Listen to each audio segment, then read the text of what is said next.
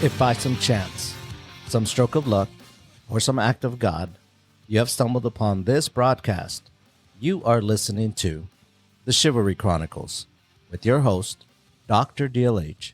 I'm a damn doctor. David. We're going to bring the tea. refuse To not drink during the podcast. Yeah. And me, Jaime. They need to make podcast equipment a lot more expensive to get some of these clowns off the air.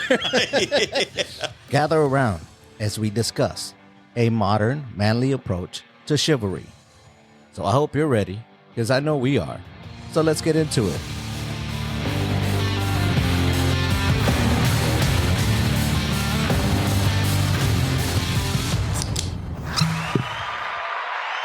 All right. That went well.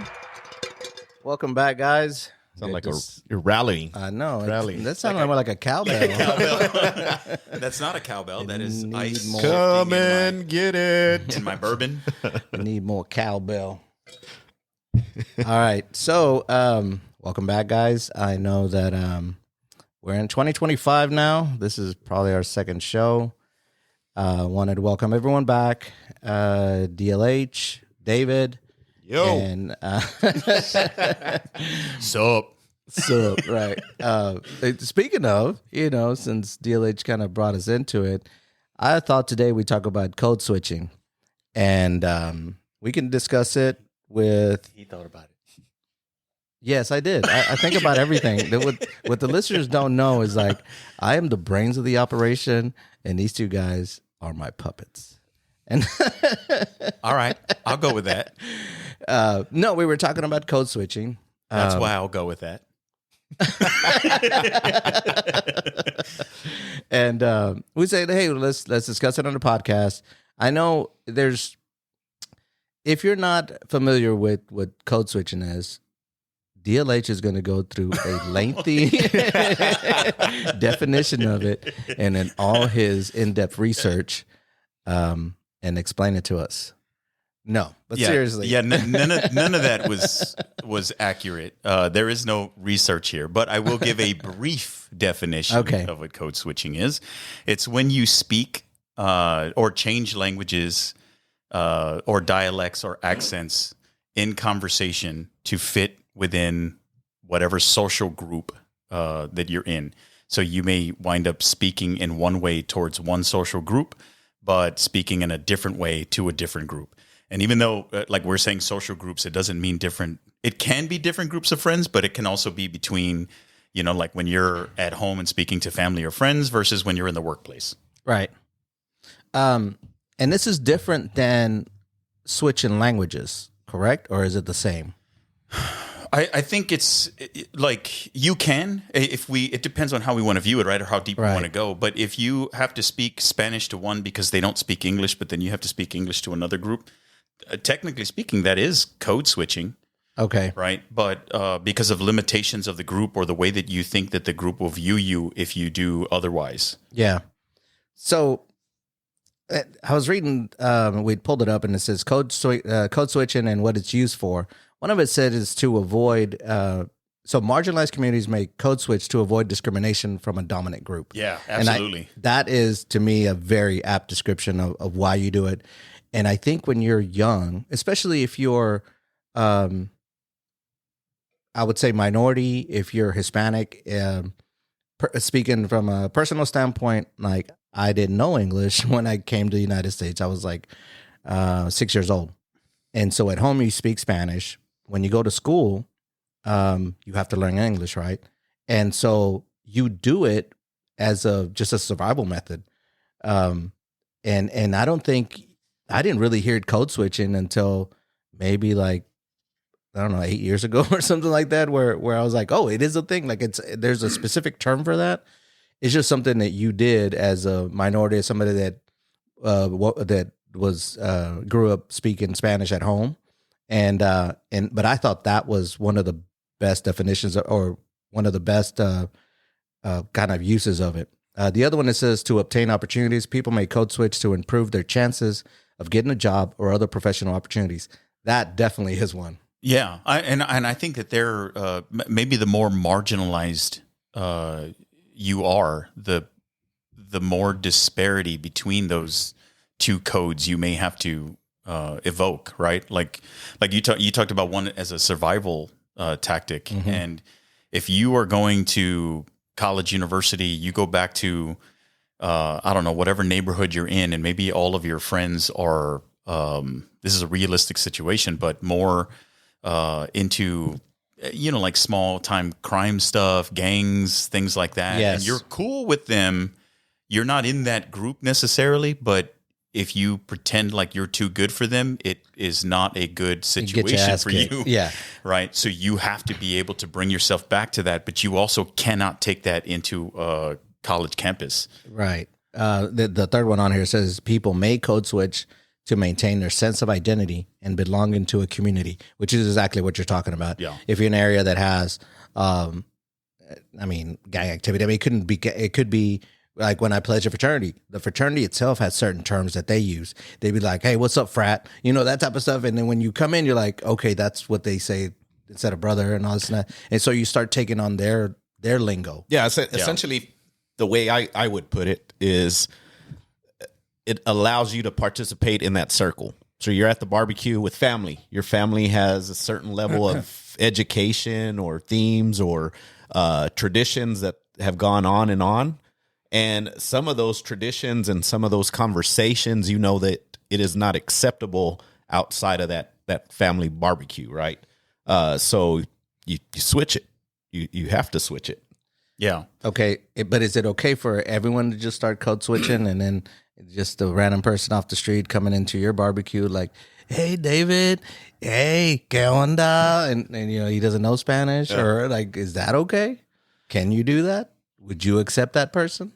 It depends on the relationship. The No, you don't know. Complete stranger. Yeah, if you don't know that person and they come in and do that and it comes across inauthentic, Yeah. you're gonna get annihilated. Yeah, but I think that if we talk about like the way that you say things is not always the way that they're perceived, right? So if somebody came in and they thought this is an uncomfortable situation, I want to try and show that I am genuinely trying to be a part of their situation the way that they understand it. And maybe they missed the mark by coming in that way. But that was the intent, was to come across as a genuine act of trying to be in your circle. I think that there can be a way of telling them like, yo, we're not there yet. You don't feel like you need to do that right now. Just be, and then we'll figure it out along the way. Something like that. But I also think that like when it comes to, you talked about being part of the family and family barbecue and stuff like that, right? Sometimes we just mentioned it being a survival tactic, but sometimes it's a way of being in your usual community just without contention, right? Like, so one of the things that I think about now is when I started going to school, I got into college and I was largely doing things on my own, working on my own, paying all the things on my own, everything independent. But when I would go back home, my dad would start sort of picking an argument. What are you studying? What are you studying now? And then it was like he was looking for a way to argue that. I don't know if it was him looking for a way to sort of hold his own intellectually or just trying to knock me down a peg. But it always felt like he was provoking that. And then so after a little while, I would begin to evade that and not use. I was particular in how I would choose my words to not, I don't know, sound educated, whatever that was, or whatever way I thought I could convey something. Maybe in that his wouldn't way, evoke that. Yeah, maybe in his way, he was just trying to humble you. Yes, I get, and I was like, okay, let me not get into that, and I would just try to bring it down, particularly for that purpose. Yeah, I guess the other way, like code switching can be used that we're probably all familiar with, if you know English and Spanish, is to say the Spanish word the way it's supposed to be said. You know what I'm saying? Like if you're, let's say you're ordering a meal, somebody could say tortillas, right? Mm-hmm. Y'all have the flour, tortillas de harina, instead of like tortillas or something like that. Like I think if queso. you know, queso, hot queso cheese. I think if you know Spanish, I think you're caught in that. Do I say it the way normally people say it? I know we were out to dinner somewhere, and it was Letty and my wife, and we were hanging out with coworkers, right? And then, so Letty's very good about this. She knows Spanish and all that, but when she says like, oh, I went down to downtown and we turned on Durango. And then, so we were around people that weren't Hispanic right there. And then the one guy was like, is that the same thing as Durango?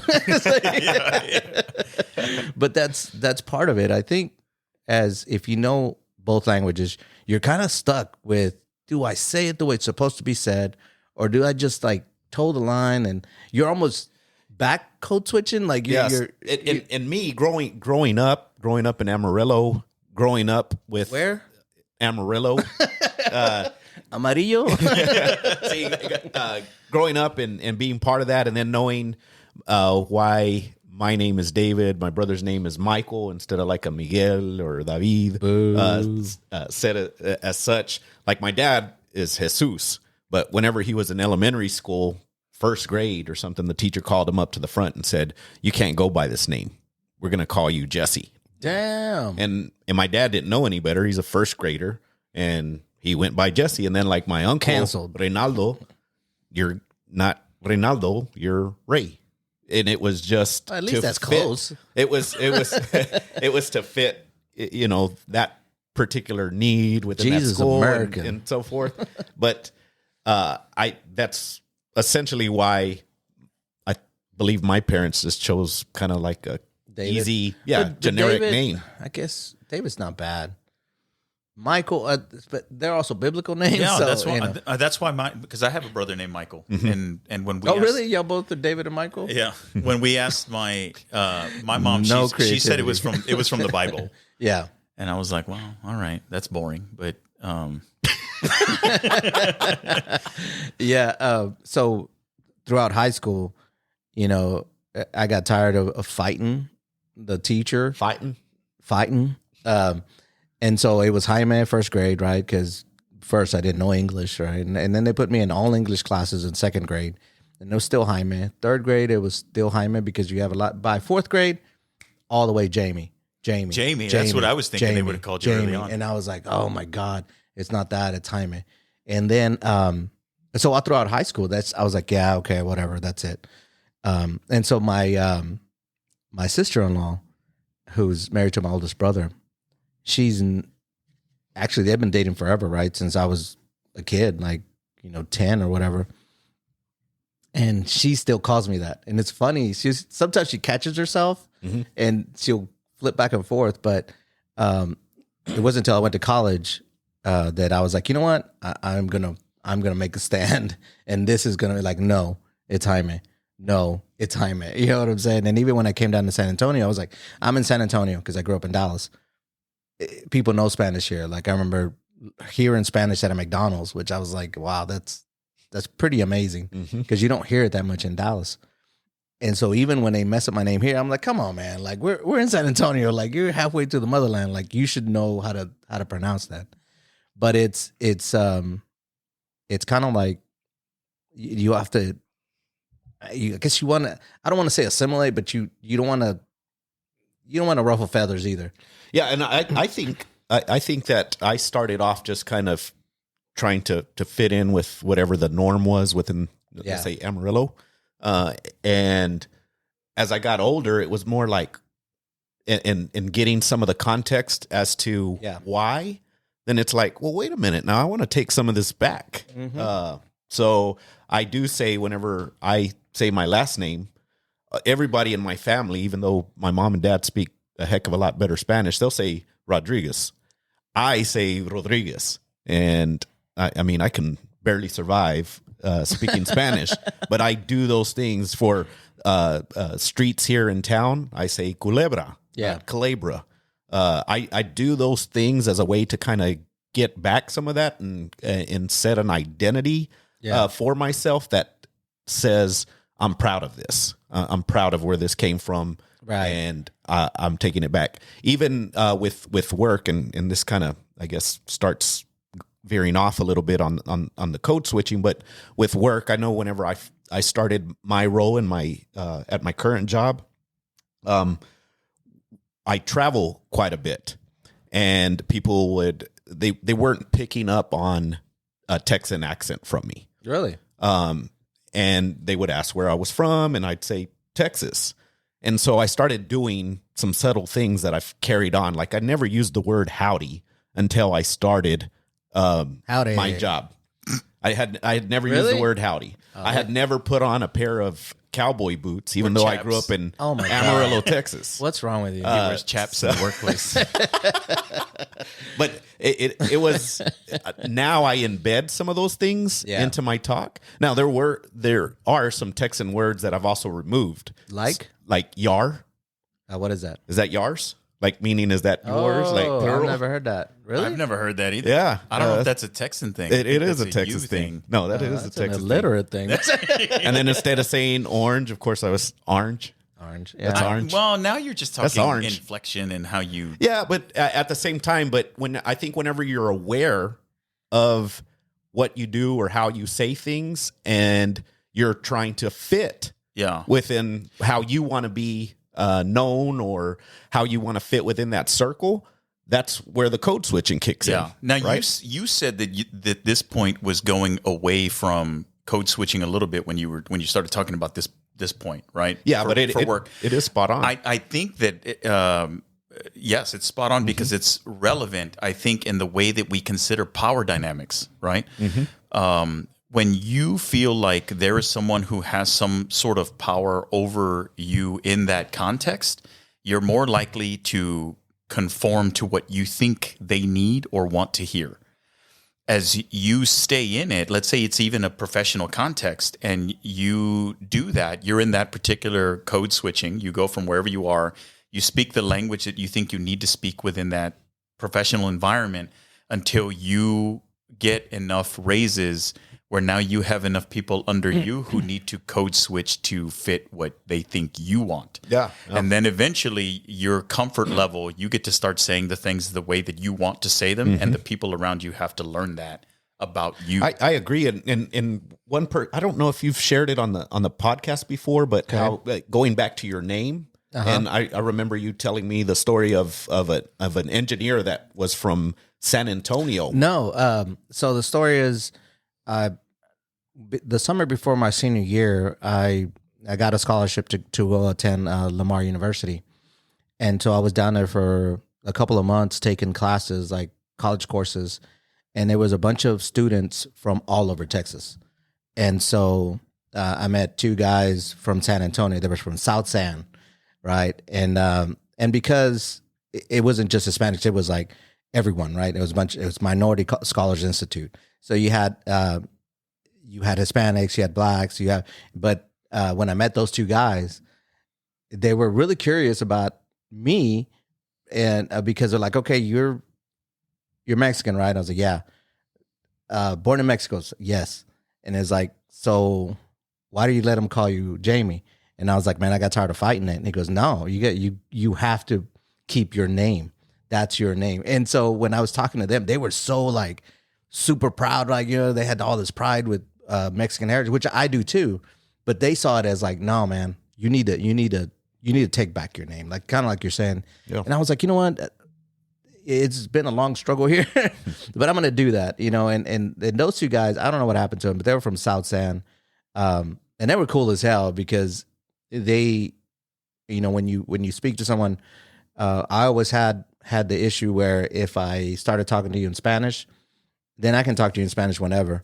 But if you and I started having a conversation in English, then my kind of brain locks to English. And if you start mixing Spanish, then I have to like kind of undo that lock real quick.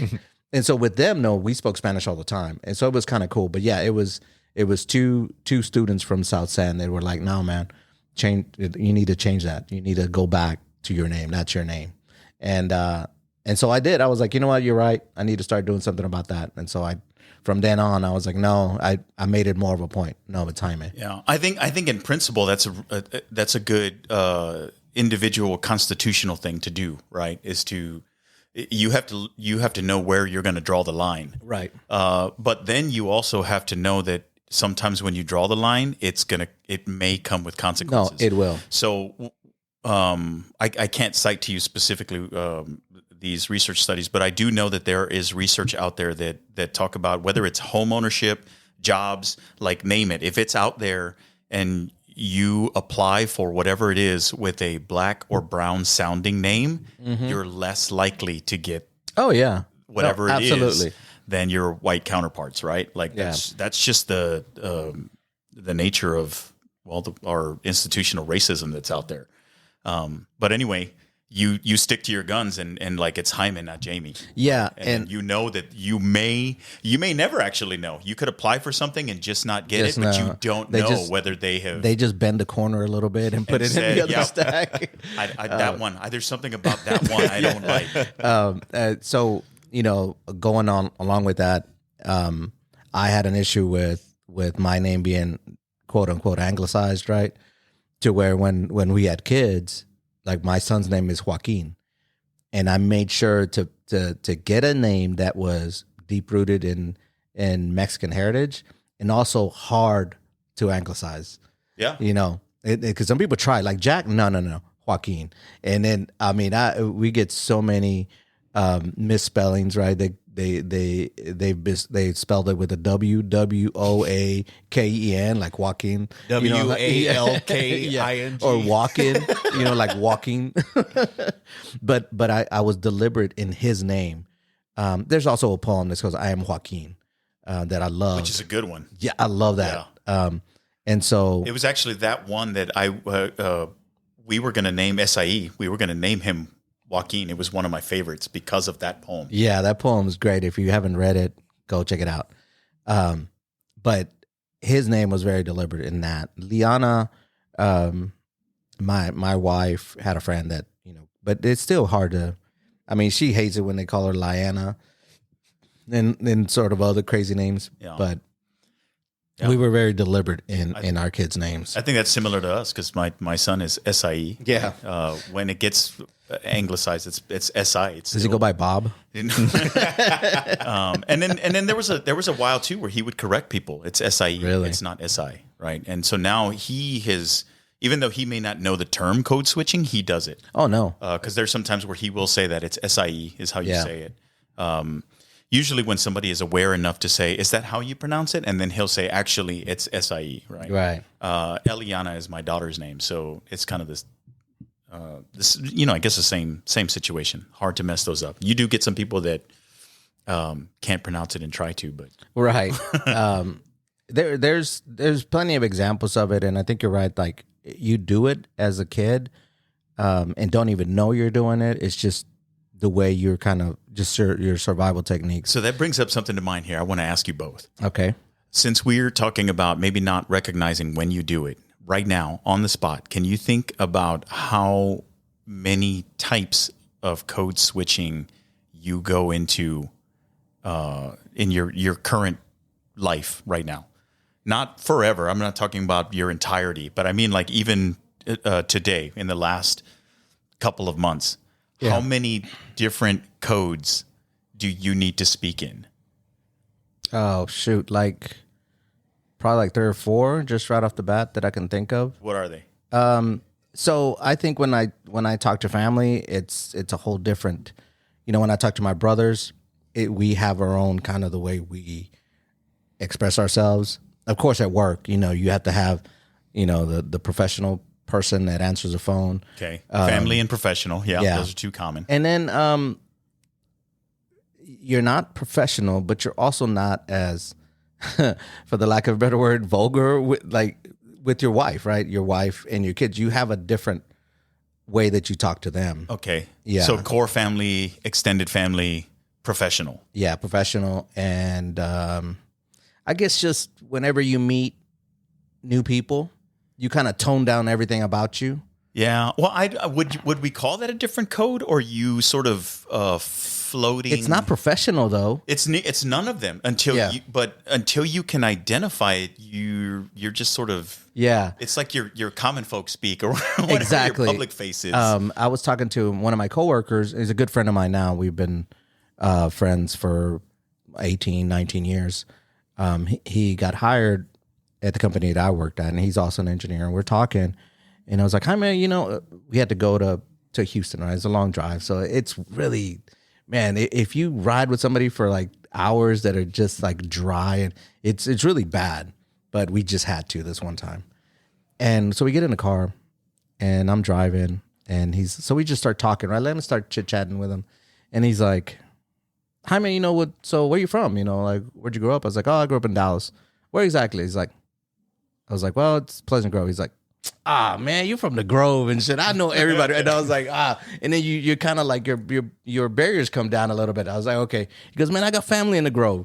And so then we just, you kind of put all that professional shit aside. Yeah. And then you know what that code is. Exactly. Yeah. So you get into like, so where'd you go to school? So I went here, and it goes, "Oh man, my family, they moved over to South Oak Cliff." And then you start just, having that actual good conversation rather than if he was someone else they didn't know. He's like, "Oh, well, it's Pleasant Grove is Southeast Dallas, blah blah," and then you start to keep that. You still have to keep that professional aspect. Man, once he said that, I was like, I'm good. Like I don't have to build up more barriers. He knows who I am. He knows where I came from. He has family there, so he knows the deal. So yeah, I think that's one way that you code switch. I think that's pretty good. I think the only glaring one that you missed is when we'll say the alumni association brothers, or enough of us fraternity brothers are hanging out together, because it's we'll just say hyper masculine. Well, I think that's more brothers culture. I kind of yes, but we say things in a certain way that other fraternities wouldn't understand. Right, for some of it, right. There's some things that we wind up saying to each other that we can't say out in the general public. Like what? I would say. Expound, please. Examples. Right now, I'm speaking podcast code, so I'm gonna keep this a little bit safe. But y'all know. There's no, I don't. There's certain. I mean, that's why we wrote night codes. Well, Doc, see, but how many times did we got to tell Dave, like, "Yo, keep it, Never. Hey, get it under control"? Did either one of y'all see The Last Dragon? Tell me, because it's an old movie. You saw The Last Dragon? Yeah. Did you see The Last Dragon? No, the Bruce Lee movie? No, Bruce Leroy. The Bruce Leroy. You no. Oh my God, you gotta watch bullets with his teeth. What's the rest of that? That's what he says. Catches bullets with his I know, teeth. but what's the rest of it? I'm not gonna say that. So there's a scene in there where Bruce Leroy, who's black, right, but he's all into I guess it's Japanese culture or martial arts. Martial arts, yeah. And so he doesn't know how to blend in. And so he loves Bruce Lee, and he saw the movie where Bruce Lee goes undercover. And so he's like, "I'm gonna go undercover and try to get into this place." And that place has so he's black, but he starts acting more black because the Asian guys that work there love black culture. Yeah. And so he's like, he's practicing, right? He's like, "Hey, my man, what it look like?" Yeah. Because it's a very interesting character situation, right? Because he's a black man who does not act in I will say for movie purposes, your stereotypical black character. Right. He's much more articulate. Everything that he does is with discipline and integrity, and the way that he speaks is just not the way that the people he's speaking to thinks black people speak. Yeah. So then he tries to pretend to be that way, right? One of the other examples of that is like, what is it called? Malibu's Most Wanted? Yes. Yes. Yeah. But anyway, when B-Rad. B-Rad from the Boo, baby. When Bruce Leroy is over there and he's trying to deliver pizzas. And yeah. Kind of the way. And he's walking, like, "Hey, my man. Yeah. What it look like?" So I mean, that's just one. I don't know. I love that movie. That movie came out like in 1985 or something. Sound like the Dolomite movies and stuff. I just saw it recently, like within the last week. Really? Yeah. Oh my God, I haven't seen that movie in probably 30 years. You'd probably like it, David, because this is a mint 1980s movie. Like if you haven't watched this movie, you probably know Show Enough. You know, he looks like Busta Rhymes actually. I guess he goes in that way, but well, Busta Rhymes imitates him in one of his videos. Yeah, this is every time it comes up. I was an extra in a movie that he was in. Yeah. And when I was at Texas, wait, no, let's stop the show. we need more information. Yeah, and are you just gonna keep that from us? What movie? What year are you in the credits? No, I'm not in the credits. Can we see you? But I think you could probably see your back. You can't see my face. I'm a football player in this movie, and it's the movie. So it's fictional. The movie's called it's called The New Guy. Okay. Right. The New Guy. Right. Let's do some half-ass internet research. They filmed a portion of this movie at 2002. What is now Texas State University. It was Southwest Texas State University at the time. And he was the coach of the football team, and he was riding on a horse, and the football players were running behind him. So this is a spoof kind of movie. So Julius Carey is the coach. Yeah. Gene Simmons was in that movie? Was he? According to Google, The New Guy, 2002, comedy/teen. Yes. What's the main character's name again? His real name? The coach? No, he's a young nerdy looking guy. Dizzy Harrison, DJ Qualls. Qualls. He's the one from Road Trip. Yes. Yeah, he's the little skinny kid. Yeah. You know, Eliza Dushku. I know I've seen Road Trip, but. Oh my god, dog! I gotta see it. Yeah, so it's a funny movie. He's a real skinny kid. Yeah. That they get into the black fraternity. Yes. He does stepping and stuff in like Road Trip. Yes. Elijah Dushku's in it. Eddie Griffin. He's also in The Core, which is a terrible movie, but I love to watch it. About the Earth's core stops moving. Yeah, and it interferes with a bunch of different things. Anyway, he's in that movie. So you were Rat. Okay, what approximately where in that movie are you? There are a couple of scenes that take place out in like an outdoor lunch setting, right? Okay. And when one of those scenes, it's like near the middle of the movie. They're in that backdoor area, and before they zoom into the conversation between the main characters, they're panned out, and the coach on a white horse rides by and says something like, "Move it, you maggots," or whatever. And then us football players in white football uniforms, white helmet, white jerseys, run by right behind him. Oh, really? Yeah. Well, that's that cool. Was it. That should be on your business card, man. Extra on The New Guy. You know what? The food cart made it all worth it. Zoe Deschanel is in it, which my brother would love. He loves her for some reason. Tommy Lee, Horatio Sands. There were a lot of people. Bro, it was a star-studded spoof movie, and Dr. DLH. I think that's why I don't see him on here. But I think that's why the food cart was so Valente big. Rodriguez. He was in Blood In, Blood Out. He's the one with his brothers. Hey, it's my brother's GTO. You remember him? He's also in George Lopez. He's the neighbor. Yeah. He's in it. He's from the Valley. Really? That guy. Yeah, that guy's from. Would the this Valley. qualify as code switching? What? Poor college student. So I just signed up for an extra on a movie. No, they're just trying to buy your beer for the weekend. Did you get paid? Yeah, they paid us. We got paid I think you had to work like 3 hours or more, or something like that. They paid us $75 a day when you were shooting, but they also gave you access to like the food truck. And I kid you not, they gave you whatever you wanted at that thing. So it was definitely a cushy gig. Wow. Okay, so movies with code switching. It was a fun experience. Yeah. So why was that brought up? Take me back. Because I just mentioned it because you talked about Show Enough.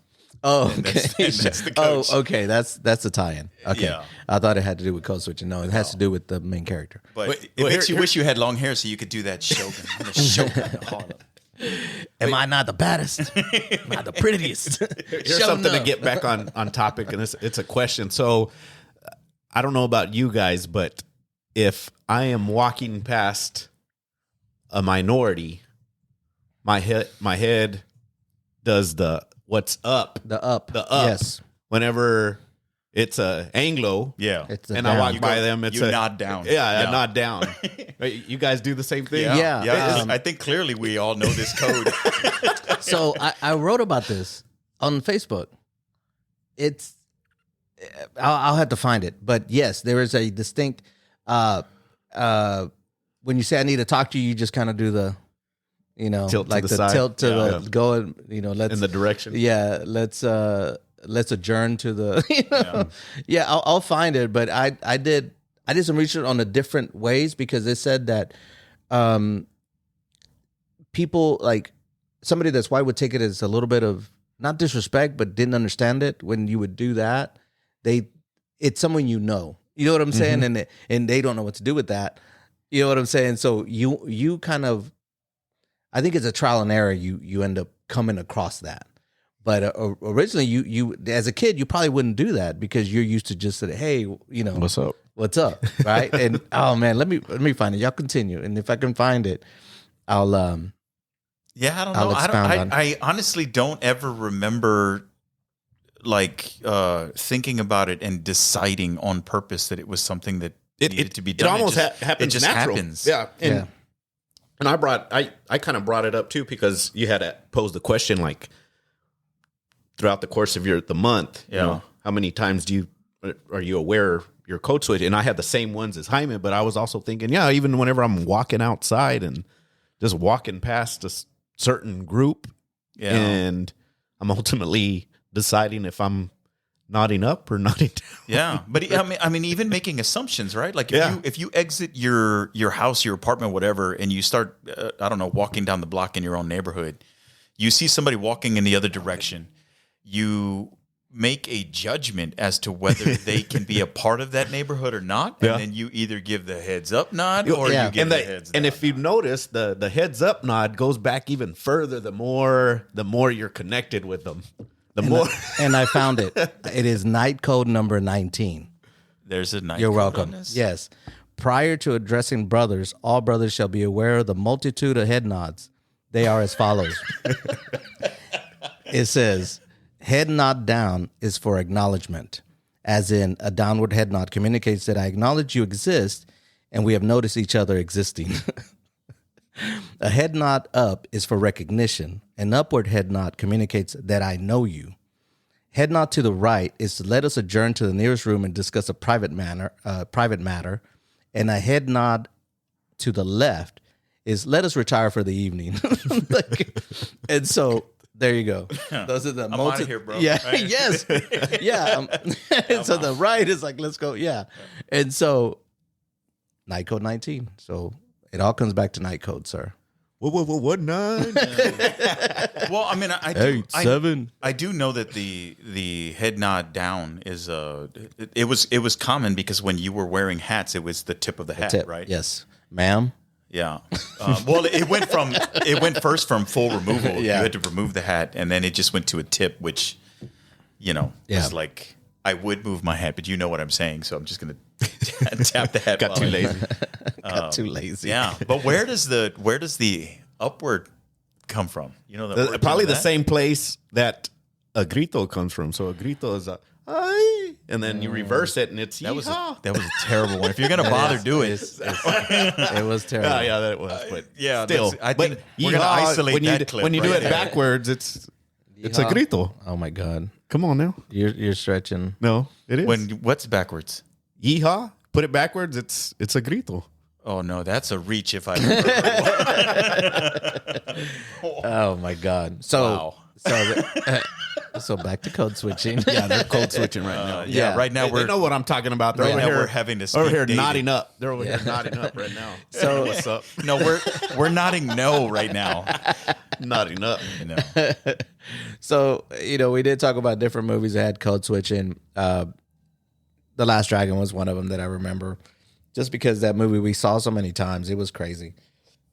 The other one recent movie is The Departed. It has a great scene with Martin Sheen, Mark Wahlberg, and Leonardo DiCaprio, where Mark Wahlberg is sort of in a goading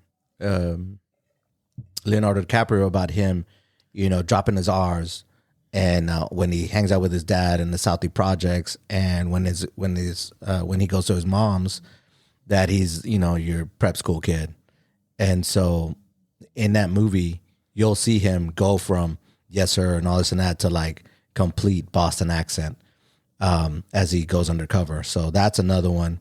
You have different movies like Coco and all those other ones that infuse Spanish. I know anytime they introduce Hispanic characters, they always have like, oh, we're going over here, mijo. You know what I'm saying? It's like it kind of lets you know like she understands or that person understands Hispanic culture or Mexican culture. But there's different movies that have that. There's actually a movie called Code Switching that I've never seen, but didn't look that great when I looked it up. So when we talk about code switching, do you think it's more empowerment or a burden? It's not a burden, I don't think. Well, I think in principle, if we're talking about why it exists, yeah, it's a burden. It's a burden that again, bringing it back to the beginning, that the marginalized have to use. Oh, okay. Right? Because if we consider that everyone had the same access to education and was educated in the same way, and there wasn't such a big disparity in money and privilege and again access, all of those things, we would all be closer to speaking the same language in the same ways. But would you want to? No, I'm not saying that diversity is bad. This isn't addressing diversity. What I'm saying is that code switching exists because the privileged have a certain way of speaking and they don't think that they should have to do anything different than what they do. So it's more the marginal. Again, when I mentioned this in power dynamics plays a big role in this. If you are someone who is outside of that level of access and you want access, you have to play the game until you get the credit. Absolutely. And then you can start changing things from the inside. But if you try to change it from the outside, you're working against the system as opposed to becoming part of the system. Yeah. What is the fear though, is that the system is going to change you anyway? I think that depends largely on, that's where if you make it into that system, and then we again talk about that individual constitution, right? Okay, you've been calling me Jaime for years. I've made it in now. I'm in. Now you're gonna. My name is Jaime. It's not Jaime. Yeah. You're gonna do that, and then like I said, the people who are coming behind you that don't have that level of access are gonna start code switching to meet what they expect from you, who is in that level of access, right? And then they'll do that. So the way that you reach that hand back and pull others up will matter, because if you don't institute those things of equality and fairness and all that other stuff, then the code switching remains. Do you feel like that code switching is just language? Could code switching switching also be like you learning about hunting or fishing or golf whenever you're in an interview and they say, "Hey, Jaime, do you hunt?" I felt sometimes I'd be like, man, I need to learn this stuff because I have been asked that. What do you do for fun? And sometimes I'm like, man, what I do for fun isn't what this person does for fun. Yep. Let me find something that I know is gonna catch this guy's attention. And do you think that's a form of code switching? Like kind of modeling your behavior so that it's favorable whenever you're in an interview setting or trying to gain someone's favor? Are you asking in general, or are you asking in general? Me? I'm asking both of you. Because I have an opinion on this, but go ahead. David? You can weigh in. No, I think it's. Have you been in that situation where you're like, shit? Yeah, but at the same time, is it more just trying to make a connection with somebody? Because even within close circles, there's just sometimes where you want to have a topic of discussion, or you want to be able to converse, right? And so you got to find kind of a mutual lane. I know, but that's putting the burden on, back to the burden. I didn't think about it that way, but the way you were talking is like, okay, you got me on board.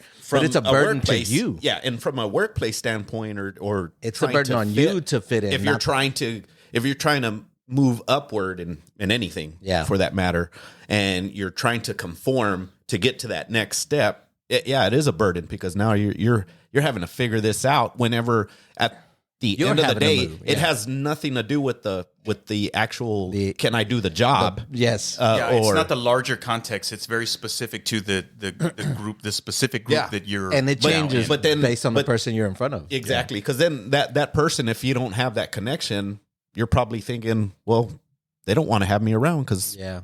I'm the awkward guy that doesn't hunt.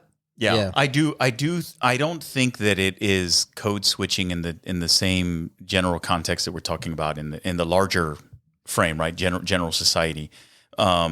Because we're talking, if we're speaking anything that's in the realm of hobby or whatever, this is jargon specific, right? Yeah. But your ability to utilize the jargon in the appropriate ways may help someone else know what your depth of knowledge is in that realm, and you don't want to risk looking silly, right? But I do think that is a much less severe form of code switching. So I'm not even sure, that might be on the cusp of code switching. I just think that it's you being in a specific group and having to take the time to learn what that thing is specifically. Right. So just for example, in fitness, if I start telling you things that are like As a fitness professional, as a fitness professional, As a fitness professional. and I was having this discussion with a new coach, a new fitness coach that I've been training recently, and A new fitness professional coach. a new fitness professional coach, and during this training, when she expressed this concern also about not knowing the name of all these things, and I was like, it doesn't really matter, right? When you come up with something that is a SOTS press, for instance, right? A SOTS press is your ability to get into a deep squat and lift something overhead, whether it be kettlebells, dumbbells, barbell, whatever. You were doing an overhead press while in a squat position. So that's a SOTS press. And I was like, but in the fitness realm, anyone The who fitness is professional realm. in the fitness professional realm, anyone who is serious about the realm is not going to care that you don't know the specific label of a movement. Can you tell me how to do the movement, even using simple language? Well, I would. Right. But I would want to make But sure there that might- person knows. You're the coach, but right? there might be as some. a finance and banking professional, I would want to know.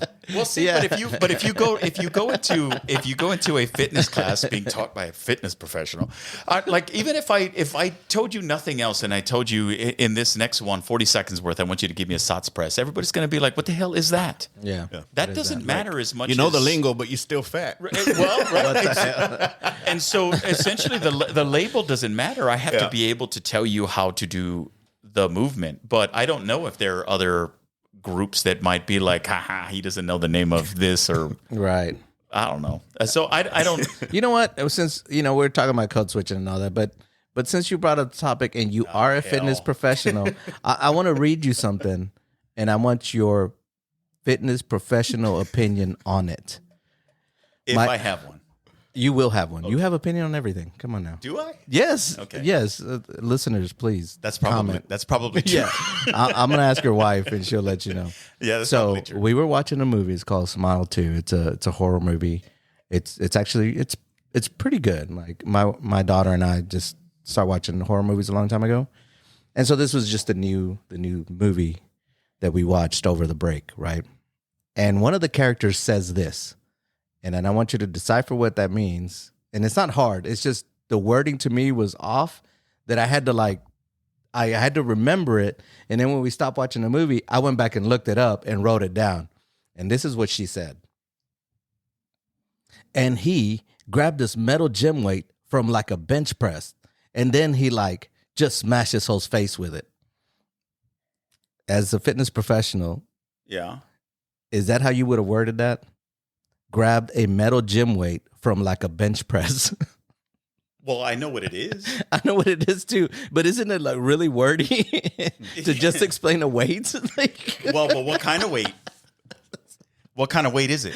It's a metal gym weight from like a bench press. No, but okay. So if it's a metal gym weight from a bench press, and somebody from like a gym from like a bench press, well, like that doesn't make sense. That's a filler word. But now that you know that, what is the piece of equipment? Maybe she just it's just a metal weight. It's just a weight. It's like a 35-pound weight, which is called a what? You're just calling it a weight. What is it?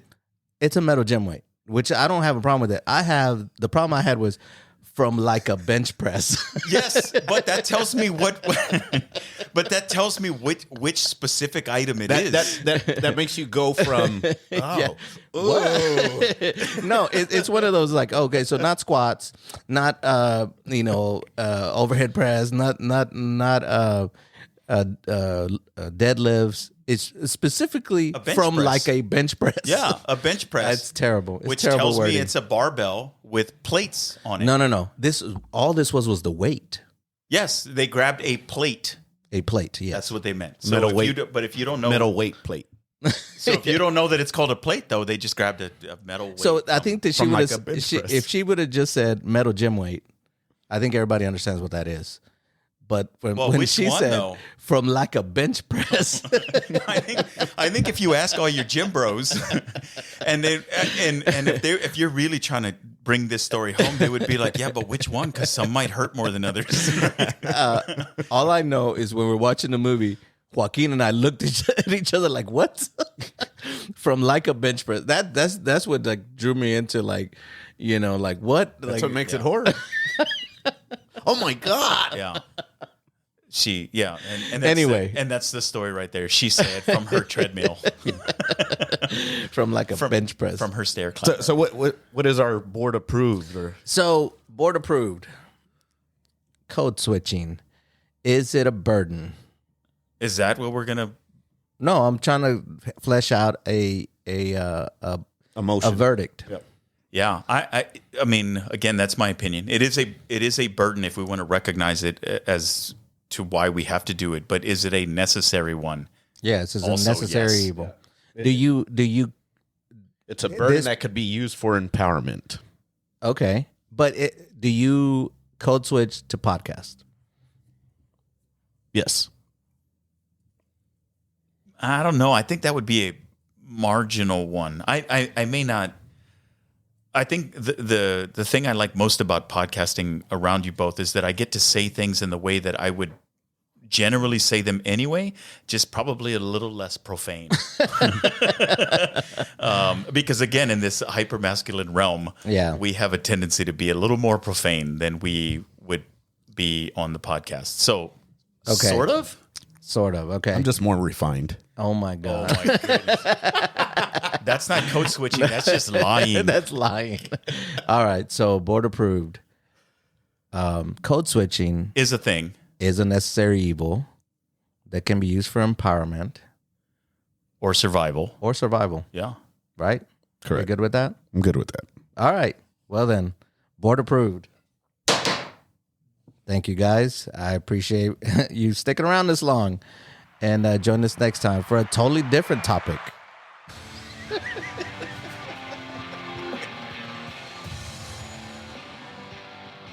Thank you for listening. If you enjoyed this episode and you'd like to help support the podcast, please share it with others, post about it on your social media, and or leave a rating and review. To catch all the latest from us, you can follow us on Instagram and X. So thanks again, and we'll see you next time.